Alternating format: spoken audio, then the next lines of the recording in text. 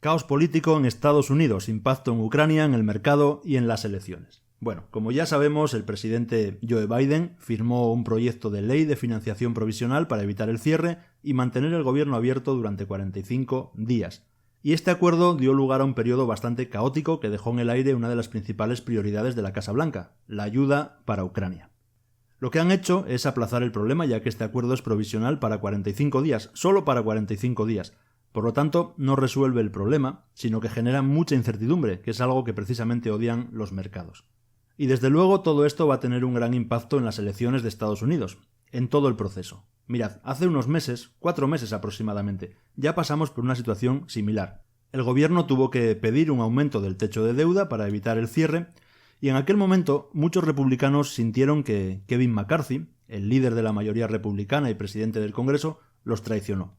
Por eso esta vez llegaron a amenazarlo con que, si cedía, lo destituirían. Y a pesar de la amenaza, llegó a un acuerdo con los demócratas para salvar el cierre. Y lo que ocurrió es que obtuvo más votos de los demócratas que de los republicanos para aprobar el proyecto fiscal. Y el apoyo de los republicanos solo porque eliminó la ayuda a Ucrania. Y además, la información que circulaba por Washington era que McCarthy le había prometido a Biden en privado que iba a conseguir el dinero para Ucrania en un siguiente intento. Así que todo esto ha generado una revuelta en las bases republicanas y ha terminado con la destitución de McCarthy, en algo que es una decisión insólita en la política estadounidense. Como siempre en todo hay grandes perdedores y grandes ganadores, ¿no? Uno de los grandes perdedores de todo esto es la parte clásica del Partido Republicano, y por supuesto Ucrania, Zelensky, porque ahora, vista la situación, resulta difícil creer que podrán aprobar esos 25.000 millones de dólares de ayuda a Ucrania. Porque la garantía para hacer eso era McCarthy, que en una segunda votación consiguiera meterlo. Pero ahora sin McCarthy al frente, y con una mayoría republicana en el Congreso, que ahora está en manos del sector más radical, las cosas se ponen cada vez más complicadas. Y el gran ganador, desde mi punto de vista, es Donald Trump. Y digo Donald Trump y no el Partido Republicano, porque Trump ha desguazado al Partido Republicano clásico, donde cada vez tiene más fuerza corrientes que siempre habían sido minoritarias. Estados Unidos está ahora mismo metido en una encrucijada con el tema de Ucrania.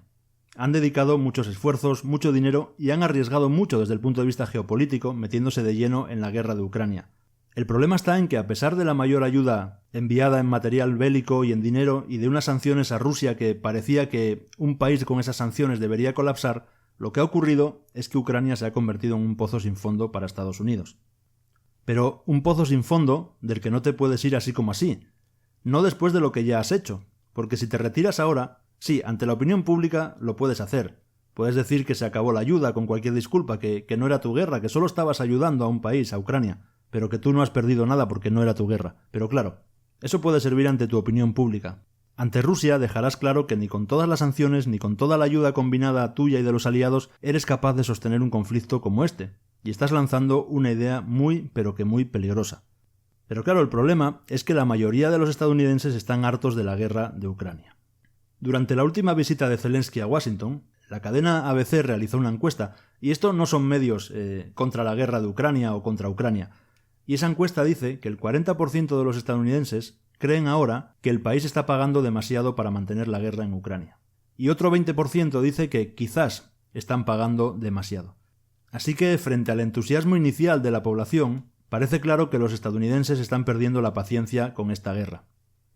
Porque además hay una serie de cuestiones que preocupan a los ciudadanos, que además están en el debate político, desde una deuda del país elevadísima, el tema de una frontera que no son capaces de proteger, la guerra contra el narcotráfico, la guerra contra el fentanilo, y nunca hay dinero para nada, pero lo hay para Ucrania.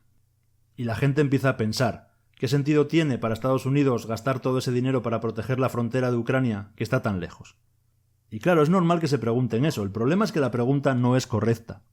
Porque tener tiene todo el sentido del mundo. Porque no es que estés allí ayudando a Ucrania por altruismo. Es que te has metido de lleno en una guerra con Rusia. Usando a Ucrania para atizar, eso sí. Y para que ponga a los muertos. Pero es tu guerra. Y si te vas, pierdes. Pero claro, eso no lo pueden decir. Y si encima tienes a una parte del Congreso que no acompaña, pues la cosa se complica. Veremos cómo se va desarrollando esto de la ayuda a Ucrania. Y esperemos que Biden no le diga a Europa, oye, mientras yo arreglo esto, adelantad vosotros el dinero. Luego está el tema de que el proyecto de ley de gasto provisional solo dura hasta el 3 de diciembre. Y después volvemos a enfrentarnos a un cierre potencial del gobierno. pero en este momento ya sin McCarthy dirigiendo el Congreso, con el sector duro que lo echaron por negociar ahora al mando. Si los republicanos deciden que no van a aprobar la deuda, eso sería una situación realmente catastrófica, y esto cada vez es más probable que pase. Con todo el lío político que se traen ahora los republicanos, es muy probable que se nieguen a aprobar la deuda en diciembre, y tras eso tendrías un cierre del gobierno. Lo que está sucediendo ahora mismo en Washington es un total y completo caos, y hemos visto ya una volatilidad creciente en los mercados en las últimas semanas. Porque hasta ahora el mercado, la bolsa, ha estado en una tendencia básicamente alcista durante una década, con alguna pequeña interrupción, por supuesto, pero alcista al fin y al cabo. El problema es que una vez que los rendimientos de los bonos comienzan a subir, eso es una preocupación grande para el mercado de valores. También sube la inflación y, por tanto, hay toda una serie de preocupaciones para la bolsa. Y luego el mercado está esperando a que la Reserva Federal comience a reducir su balance, otra gran preocupación para el mercado de valores. Pero es que la Reserva Federal está muy acorralada porque no tiene ningún espacio para maniobrar. Tienen que reducir su balance, pero si lo hacen, eso significa que hay un riesgo de que los mercados financieros puedan explotar. Así que tenemos una especie de situación de tormenta perfecta a la que ahora se ha unido toda la inestabilidad política, y eso está creando mucha volatilidad. Y tendremos que acostumbrarnos a que vamos a entrar en una fase de volatilidad constante. Para empezar, el crecimiento de las empresas cada vez es más complicado con el aumento de los costos de los componentes, la menor cantidad de estímulo que se está proporcionando a la economía. Así que la volatilidad la veremos en todo, y por supuesto también en el oro. Y con esto sé que hay gente que se sorprende de que en momentos de incertidumbre inicial, baje el oro.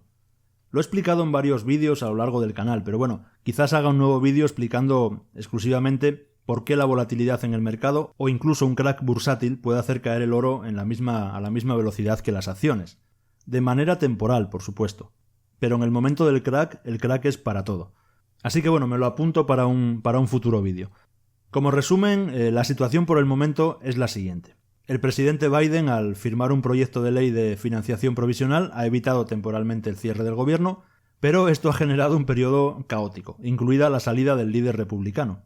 Este acuerdo ha dejado en una situación incierta una de las principales prioridades de la Casa Blanca, la ayuda para Ucrania. Y además es un acuerdo provisional, lo que no resuelve el problema, sino que añade más incertidumbre, algo que los mercados detestan.